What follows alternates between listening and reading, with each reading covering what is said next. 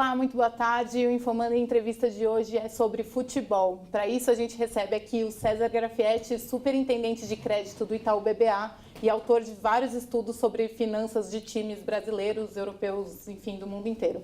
E o Thiago aqui também está comigo para ajudar a fazer esse programa acontecer.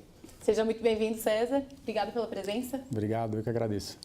Bom, posso as honras, Paula? Pode, para quem está vendo ao vivo, né, está dividindo a atenção com o jogo do Grêmio aí na disputa pela vaga no Mundial. Acabei de ver que está 1-0 para o Grêmio, então podemos ter uma final Brasil contra Real Madrid. A gente vai falar um pouquinho disso, César, mas antes, a última vez que você veio aqui, a gente fez um balanço sobre como 2016 foi bom para os times que estavam financeiramente acertados, né, o Palmeiras foi campeão, e na última vez que você veio, o Palmeiras não estava conseguindo repetir o mesmo desempenho que estava tendo fora de campo, dentro de campo, e o grande rival Corinthians, que financeiramente não brilhava os olhos, estava voando em campo e acabou se sagrando campeão. A gente até chegou a conversar disso um pouco antes de entrar ao vivo.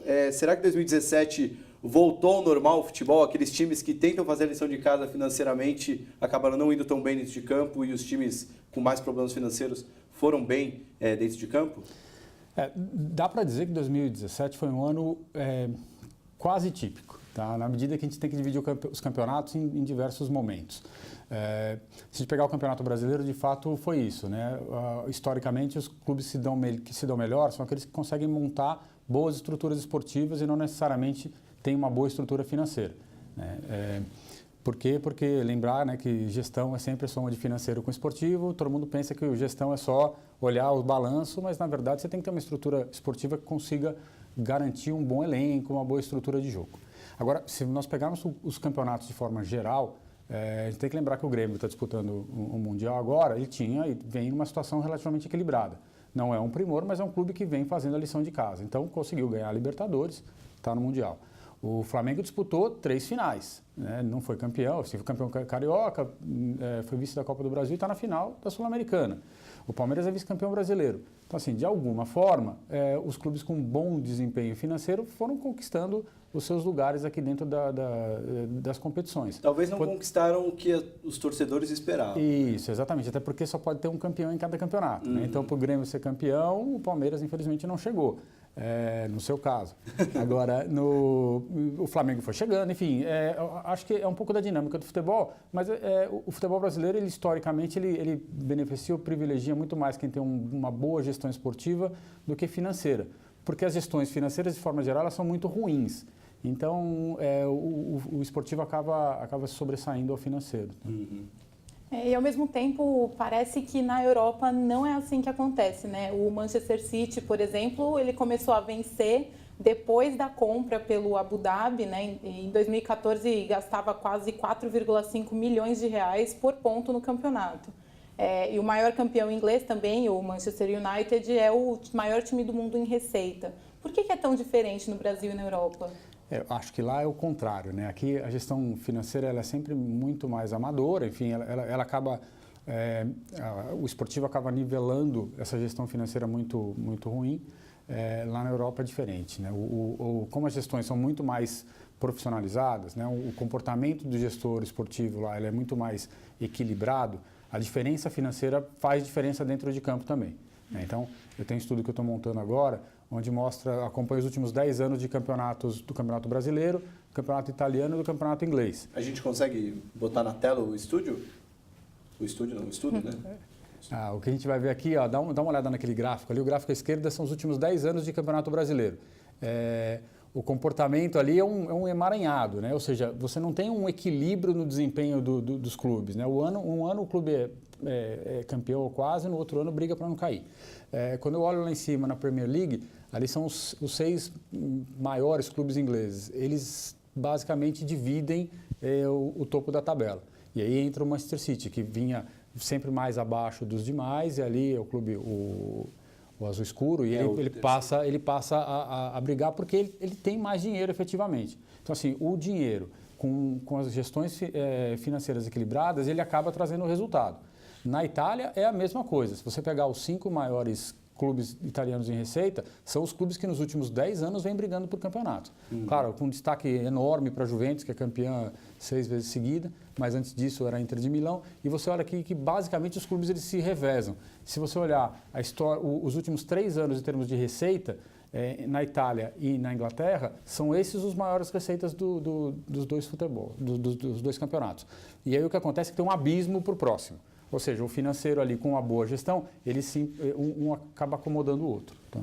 Impossível esse cenário acontecer no Brasil, né? Um dia a gente ter quase que uma polarização, de ter uns 4 ou 5 clubes disputando ano a ano, mais ou menos como a gente não tem aqui, né? Mas na Espanha tem o Barcelona e o Real Madrid Isso. alternando, na Inglaterra agora tem 4 ou 5, na Itália também, mas aqui no Brasil, querendo ou não, dos 20 clubes, talvez 10 imaginam que podem ser campeões. Né? E eles imaginam com razão, justamente porque, como as gestões são muito confusas, você conseguiu montar bem o seu elenco, né? O elenco encaixou. E ele consegue um destaque como o Corinthians, conseguiu um primeiro turno no Campeonato Brasileiro impressionante esse ano. Ele faz com que um elenco menor, mais barato, consiga sobressair a elencos mais caros, como o Palmeiras e Flamengo. Então, no Brasil, essa gestão mais amadora faz com que você tenha efetivamente 10 candidatos ao título. Que no fim do ano eles vão afunilando, mas começam 10 candidatos ao título, que não tem nada a ver com a questão financeira, porque os dirigentes acabam se atrapalhando sozinhos na maior parte do tempo. A gente está em período de eleição em vários clubes, né? Aconteceu nesse fim de semana do Santos, o Vasco vai mudar de presidente no começo do ano que vem, se tudo der certo, né? Tá tendo uma polêmica aí. O Atlético Mineiro foi ontem, no ano que vem tem Corinthians, Flamengo.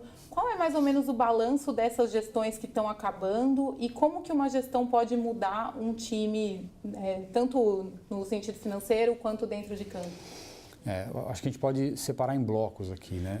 O Santos teve uma eleição agora, sai um presidente que conseguiu bons resultados nos 2 últimos campeonatos brasileiros, o clube foi bastante bem, e entra um presidente que tem uma visão de mercado, enfim, alguém que, apesar de ser alguém que já está dentro da estrutura do clube há bastante tempo, é alguém que tem uma visão de mercado, de buscar novos horizontes para o clube, tirar o Santos da Vila Belmiro e trazer aqui para São Paulo mais vezes, ou seja, tentar revitalizar um pouco o clube. Eu vejo uma mudança de um desempenho bom para um desempenho que pode continuar sendo bom, mas com uma visão diferente. O Flamengo tem uma disputa entre 2 chapas que têm uma mesma mentalidade, né? A chapa de oposição nasceu, de certa forma, da chapa de situação. Então, tende a manter o mesmo perfil. Para os outros clubes, o Atlético Mineiro também é uma sequência das gestões que já vem acontecendo, não deve ter nenhuma grande mudança. E o Corinthians, eu acho que é o clube que tem um pouco mais de desafios aqui, porque são 3 chapas muito diferentes, né? Cada uma delas fala uma coisa, então ali é que o clube tem que tomar um pouco de cuidado no sentido de tentar preservar o que já foi conquistado, porque o Corinthians certamente é o clube que tem a melhor estrutura de gestão esportiva no Brasil. Basta ver o que fez esse ano, com menos dinheiro do que os adversários. Conseguiu montar um elenco coeso, porque tem uma boa estrutura de gestão mesmo. Tem equipes de acompanhamento, tem uma sequência, tem uma gestão esportiva que fica destacada da gestão do clube social, fica afastada da política, então consegue implementar as suas ideias de uma forma mais organizada. Então, mas aqui tem que tomar um cuidado para uma mudança brusca de gestão não impactar este processo. E quanto ao Vasco especificamente, pode ser que o vencedor fique como presidente, pode ser que não, como é que... O Vasco tem uma questão que é jurídica, né? Então a urna da discórdia lá foi impugnada hoje cedo, se não me engano.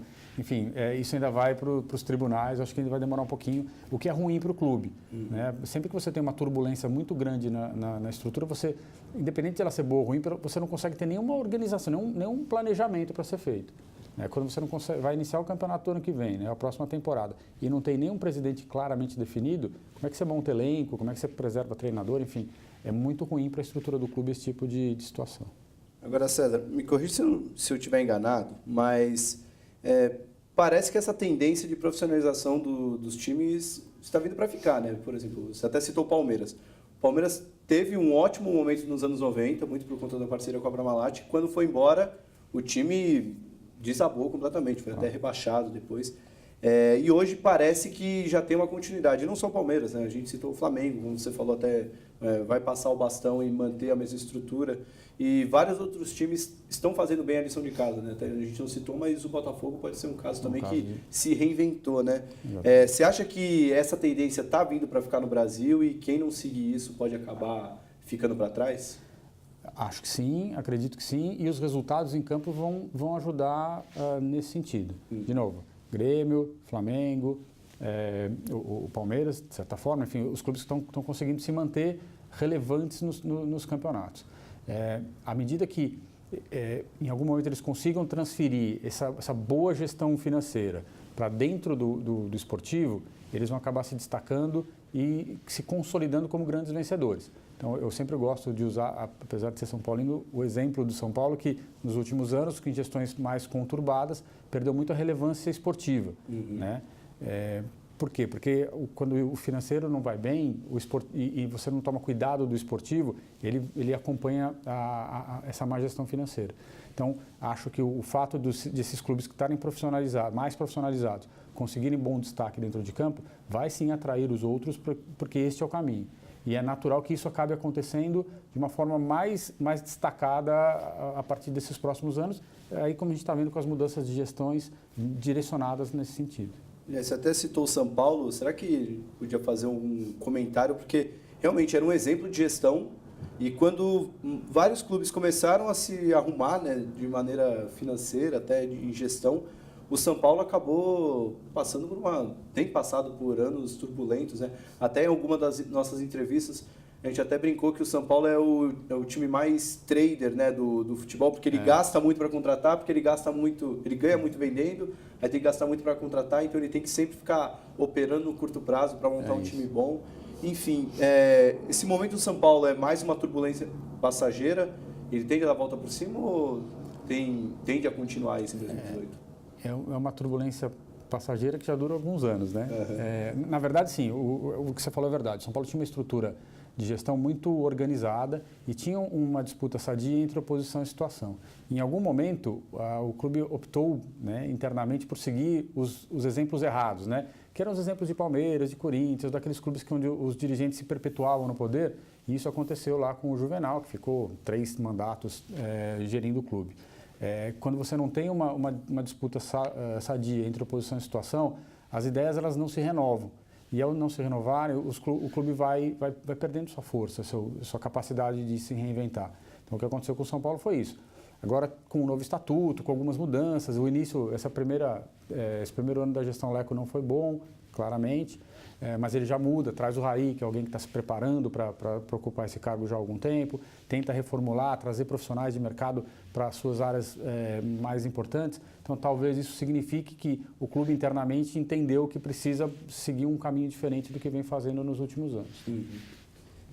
Só aproveitar já levantar um pouco a moral do seu trabalho no Itaú, mas 2018 vai ter Copa do Mundo e eu não sei se vocês já estão trabalhando com alguma coisa mais macro, né? Os seus trabalhos lá no Itaú se concentravam mais nos times de futebol e como que as finanças deles poderiam afetar.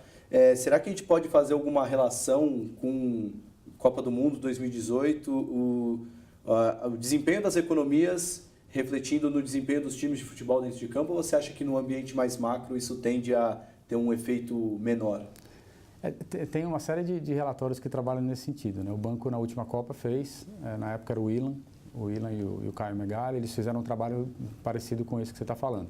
Pegar as economias, as suas potencialidades e tentar avaliar quem seriam os potenciais os concorrentes. Bancos, eles fazem, já vi de alguns relatórios do mercado financeiro, mas eles fazem métodos mais estatísticos, né? Não tem o seu tem um apelo mais, vamos dizer, fundamentalista, né? Vai olhando, quase fazendo um valuation do time, né? A gente está pensando em trabalhar algumas coisas especiais para o ano que vem. Né? Até porque quando nós divulgamos o relatório, costuma ser bem em cima da Copa do Mundo. Então o futebol já está desacelerando, o futebol local, para começar a Copa, e aí as atenções se voltam para a Copa do Mundo. Então talvez a gente pense em alguma coisa diferente aqui nesse período para trabalhar a Copa do Mundo, futebol e ficar discutindo um pouco mais esse assunto. Legal. E, por outro lado, como é que os times nacionais tendem a reagir a uma Copa do Mundo? O que a Copa e a seleção, enfim, fazem com os times de maneira geral, com os campeonatos nacionais? Tá. Eu acho que tem um impacto claro, que é o impacto de marketing. Tá? Então, todos os grandes investidores de marketing, eles voltam seus olhos para a Copa do Mundo. Seja desde das empresas de material esportivo até os grandes patrocinadores.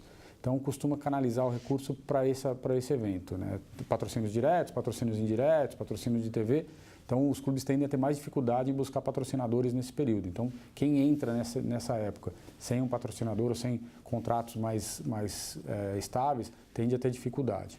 Além disso, dependendo do desempenho da seleção na Copa do Mundo, os olhos dos clubes europeus se voltam para os países de melhor desempenho, né? Então, se o Brasil for campeão, enfim, ou tiver um bom desempenho, a tendência é que esses clubes, de fato, aumentem ainda mais a atenção aos jogadores brasileiros, e aí isso pode ter uma grande corrida na janela de transferência pós-Copa para reforçar os clubes europeus, e isso vai impactar bastante os clubes nacionais. Então, os dirigentes têm que estar muito atentos a esses dois movimentos para garantir o fluxo de caixa da publicidade durante esse período e ficar atentos para fazer bons negócios, porque é quase impossível você abrir mão, para alguns clubes, abrir mão de boas propostas no segundo semestre. Tem algum time que você sente que pode sair mais prejudicado nessa história? Não, acho que não. Acho que vai depender muito de como foi o desempenho ao longo, especialmente do primeiro semestre, né? Assim, alguns clubes estão, de certa forma, protegidos, né? Flamengo, Palmeiras, porque tem uma estrutura que não depende de venda de atleta, o Santos um pouco menos, talvez o Grêmio agora que disputando o Mundial, enfim, se continuar com bom desempenho, talvez deva ter algum tipo de ataque aí dos clubes europeus, enfim, mas vai depender um pouco de como o Fluminense, que é um clube que tem muito jogador da base, então, alguns clubes talvez tenham que tomar mais cuidado e atenção, ou de fato se colocar no mercado para vender os seus atletas, até para fechar as contas, que é muito comum no dia a dia do brasileiro.